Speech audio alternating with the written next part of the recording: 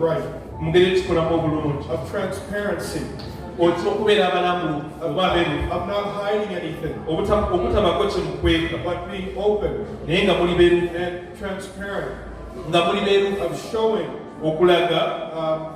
obviously in regard to the finances, but also a wisdom that's going to enable you when the government tries to hinder the church.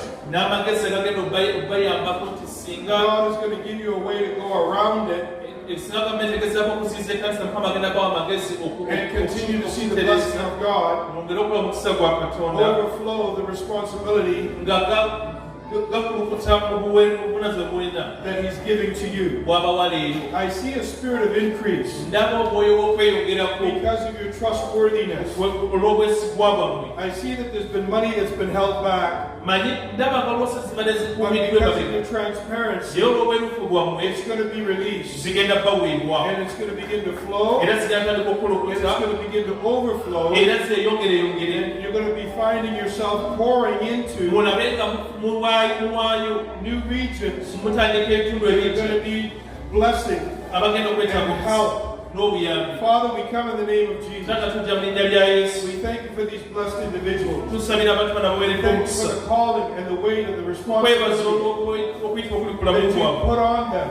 And that these are the ones that you have chosen. It was not by the will of man, but it was by the will of God. And you have put them in this position because of the honor in their hearts, and the righteousness in their spirit, and their desire to honor and to please you, and to see your grace. Lord, we impart wisdom from on high. We impart wisdom from on high. We impart that anointing and that quickening to be responsible and to do it in righteousness in a way that your glory will be seen in the decision and the activity of their hands.